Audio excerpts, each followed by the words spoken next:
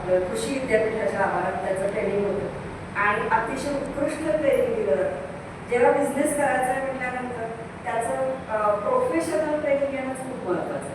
तर आपण त्याच्यात उतरू शकतो. नंतर तर कार्यकारण आता सगळ्यांना बरेच माहिती आहे, त्यामुळे तो विषय नाही. पण त्यातून सगळ्यात मोठा फायदा हे कळतो की क्वालिटी कंट्रोल कसा असावा आणि मुळात माझा बिझनेस सक्सेसफुल होईल का याची भीतीच निघून जाते.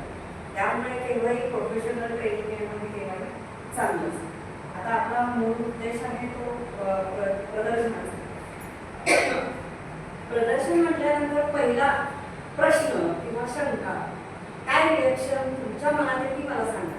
कारण आज प्रवचन नाही करायचंय मला, तर तुमच्या शंका सांगा, मी तर त्यानुसार बोलतो. किती लोक येतील प्रदर्शन? हा, आता त्यासाठी आपल्याकडे एक क्वेश्चन तयार पाहिजे की जो आपण ऑर्गनायझरला विचारू की किती लोक आहेत. कारण त्यांना आधी प्रश्नाचा भडीमार केल्याशिवाय आणि आपली उत्तरं मिळाल्याशिवाय आपलं डिसिजन होत नाही. मग पहिला प्रश्न हाच की आता तुम्ही सोसायटीत जाताय, किती आहे, समजा 300 लोक आहेत. मग 300 पैकी आपल्याकडे किती येतील? 150च येतील, नाही जास्त येणार. 150 पैकी आपल्या टेबलवर किती येतील? 15-20 टेबल्स आहेत, आपल्याकडे किती येणार? त्याच्याही निम्मेच येणार, 75च येतील. 75 मधले माझ्या टेबलवर किती येतील आणि त्यांना पुरवठा करायचा जो काही माल आहे तो माझ्याकडे आहे का, आधी इथून सुरुवात. मग 75 पैकी आपल्याकडे कदाचित 50च येतील, 40च येतील, पण 40 लोकांना देणार का माझ्याकडे माल आहे का, आधी ह्या प्रश्नाचं उत्तर सोडवायचं. आता जी लोक येणार आहेत तो एरिया कोणता, त्यांच्या गरजा काय आहेत हे पण बघितलं पाहिजे. ज्येष्ठ नागरिक असेल तर काय लागतं, घरगुती लागतं सगळं फूड प्रॉडक्ट तेही माहिती. ज्येष्ठ अजून नागरिकांचा मुद्दा म्हटलं तर काही कॉटनचे किंवा याचे ड्रेस मटेरियल्स लागतात, म्हणजे तो पण विचार करणं गरजेचं आहे. जर बच्ची कंपनी जास्त असेल तर मग बऱ्याच व्हरायटीज आपण देऊ शकतो बच्चे कंपनीला, तो पण आहे. आणि जर वर्किंग वुमन्स भरपूर असतील, आता असतातच सगळीकडे, 10% बायका फक्त घरात आहेत आता, त्याच्यामुळे वर्किंग वुमनला ज्या काय आपण देऊ शकतो, हँडपंप्स पासून तिच्या गरजेच्या घरात तिला अगदी सोलकट नंबर सुद्धा लागतं ते पण दिलं पाहिजे. हा अभ्यास जेव्हा डिक्लेअर होईल त्यावेळेला आपलं जे प्रॉडक्ट आहे ते आपण काय काय आणि किती जणांना देऊ शकतो. पहिल्यांदा मनाशी मी तर ठरवलं होतं की गळ्यात पडून मार्केटिंग नाही करायचं, कारण मग तो नाशा येतो, हा जास्तच बडबड करता येत नाही येणार रिजेक्ट कॉलवर. त्याच्यामुळे उलट हा एक मुद्दा डोळ्यात ठेवायचा की आपल्याकडे आलं पाहिजे, काय येतील माझ्या टेबलवर लोक काय येतील, हा पहिला प्रश्न स्वतःलाच विचारायचा. मग माझ्याकडे समजा आता माझं फूडमधलं आहे म्हणून मी सांगते की मसाले आहेत आणि वाळवणाचे प्रकार आहेत, बरोबर. मग त्याच्याबद्दल मला सांगता आलं पाहिजे. माझ्याकडे भाजणी असेल, साधा उडदाचा पापड असेल, नाचणीचा पापड असेल, गोडा मसाला असेल, काहीही जरी असेल, मला त्याची पूर्ण माहिती पाहिजे आणि ती सांगता आली पाहिजे. गोडा मसाला एक्सप्लेन काय करणार, गोडा मसाला तुम्ही काय घटक सांगत बसणार का, नॉट नेसेसरी.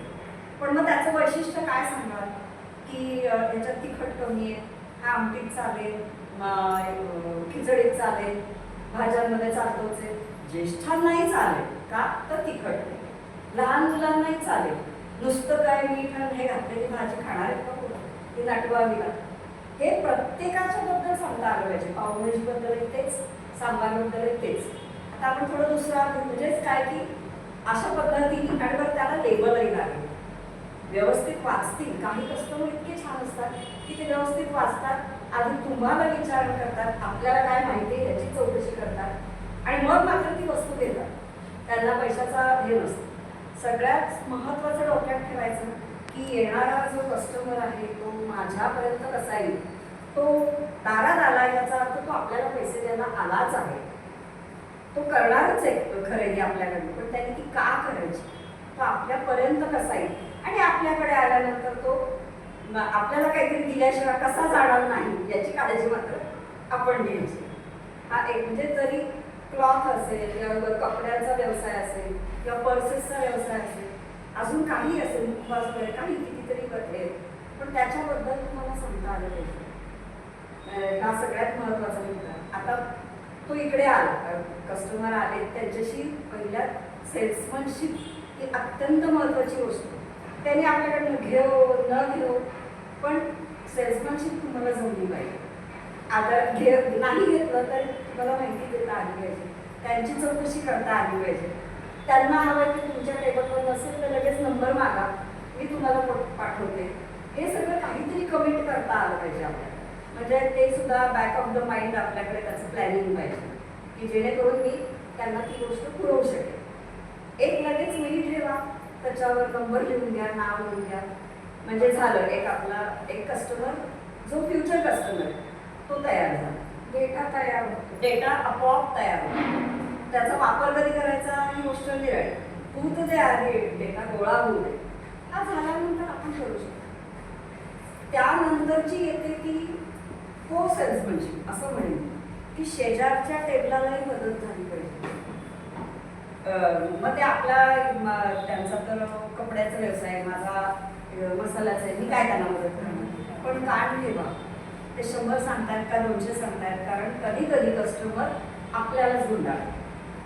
नाही तुम्ही 200 म्हटला होता, असं तर आता कसे 300 म्हणतात, असं होऊ शकतं. ती मदत पण आपल्याला करता आली पाहिजे. त्यांचा स्टॉल एक 5 मिनिटं वॉशरूमवर जाऊन येणार असतील, चहा घेऊन येणार असतील तर आपल्याला सांभाळता आला पाहिजे.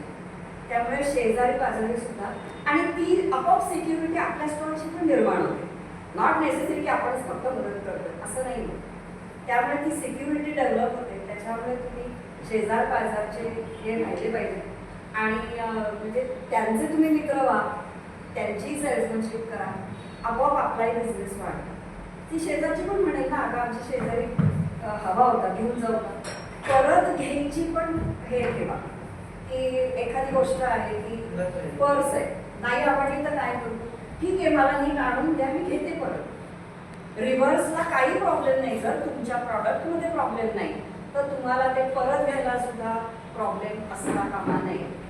मग आता आहे तर घाट्याचा धंदा आहे, हे तुम्ही असं काय सांगताय, पण तिथे तुमचं परत एक कॅरेक्टर बिल्डिंगला सुरुवात होते. जेव्हा केव्हा आपली आठवणी तेव्हा ती व्यक्ती आपल्याचकडे येते. आणि समजा आता सांगितलं शेजारीने की नाही मलाही असं असं हवा आहे आणि तुम्ही द्याल का, दिला तेवढे त्यांना नाही आवडलं, परत आला म्हटल्यानंतर आपण वेगळा विचार करणार की काय हे करायचं.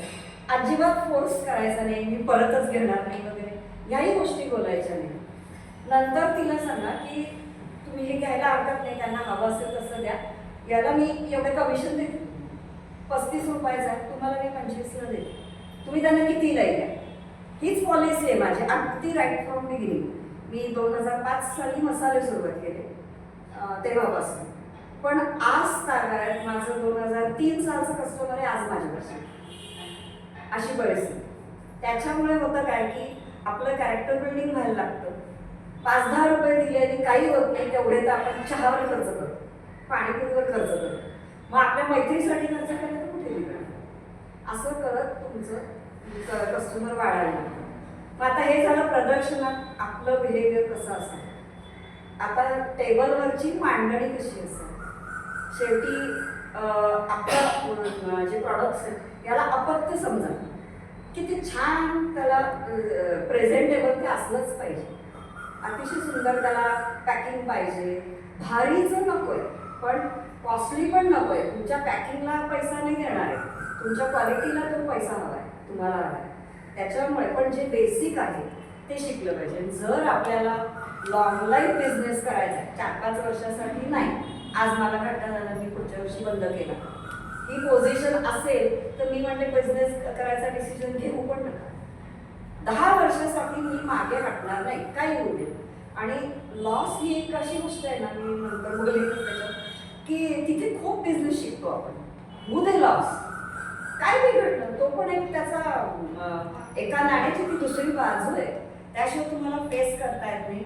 थोडंसं हा शब्द मोठा होईल, आत्मचिंतन वगैरे, पण आत्मपरीक्षण की मला का लॉस झाला, मी चुकले कुठे, हा एक विषय मनात यायला सुरुवात होऊन जाते. ती झालीच पाहिजे सुरुवात, त्याच्याशिवाय प्रगती नाही. त्याच्यानंतर प्रॉफिट ही कन्सेप्ट नाही. आपण आता आधी पॅकिंगवर बोलतो. पॅकिंग असं पाहिजे की नजर लांबणं गेली पाहिजे. आपल्या प्रॉडक्टकडे की ते काय चमकतंय काय. आणि त्यामुळे साहजिक फूड बिझनेसला लाल, पिवळा, हिरवा असे जे बेसिक रंग आहेत ते हा कसे पण ते अगदी डोळ्यावरही येतात का म्हणे. आता कित्येक वेळेला मी हेही बघितलं म्हणजे दिनकडी आता आपण केली की खूप गॉडी रंग केशरी वगैरे ते मसाल्याला मसाला तरी दिसत नाही तर मग लेबल तरी दिसत किंवा त्याच्यावरचे घटक दिसत नाही. हा प्रकार होतो. त्याच्यामुळे तेही टाळायचं. त्याच्यातनं आपल्याला काय सांगायचंय तेही कळलं पाहिजे. आपला नंबर गेला पाहिजे.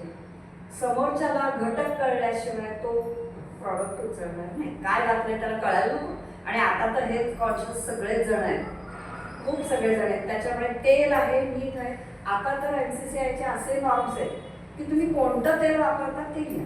सनफ्लॉवर आहे का, हे आहे शेंगदाणा तेल आहे का, हे पण या म्हणतात. तो एक टेक्निकल भाग आहे सगळा. त्याच्यासाठी आता जे पॅकिंगचा आपण विचार करतो तर त्या पॅकिंगमध्ये आपलं प्रॉडक्ट दिसलं पाहिजे. जसं नाव किंमत दिसणं महत्त्वाचं आहे तसं प्रॉडक्ट दिसलं पाहिजे. ट्रान्सपरंट पॅकिंग केलं की साहजिक बघितलं जातं. आणि पहिली खरेदी डोळ्याने होते आणि ती करायला लावायची कस्टमर. कारण जर ते छान दिसलं तर त्याच्या मनात भरते तेव्हाच त्याच्या खिशात हात जातो. त्याशिवाय तो जाणार नाही. त्याच्यामुळे काही असो आकर्षक पण तुमचं ड्रेस मटेरियल असले, पर्सेस असले, पणत्या असल्या. आता याच्यानुसार सुद्धा म्हणजे सणवार येतात त्यानुसार अगदी फुलवाती का असेल चुरगाळलेलं पॅकिंग कशाला.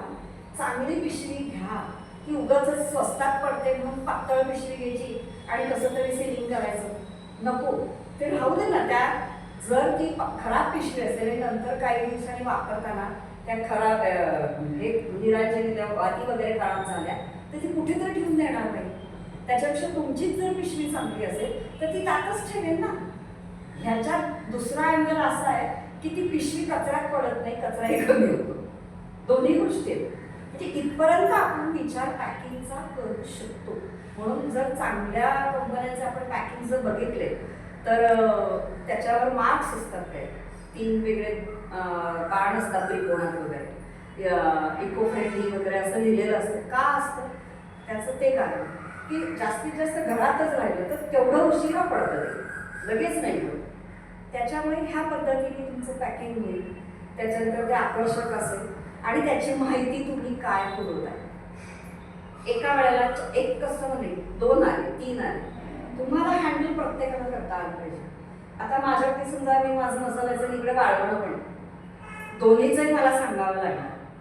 दोन्हीचंही सांगू पण मी पापडाचं सांगायचं नाही मायक्रोवेव्हमध्ये सुद्धा होतो. तो पापड नुसता तळला जाईल असं नाही. म्हणजे जे सांगायचं आहे ते ह्या पद्धतीने डिस्क्राईब करता आलं पाहिजे. हा पहिला मुद्दा.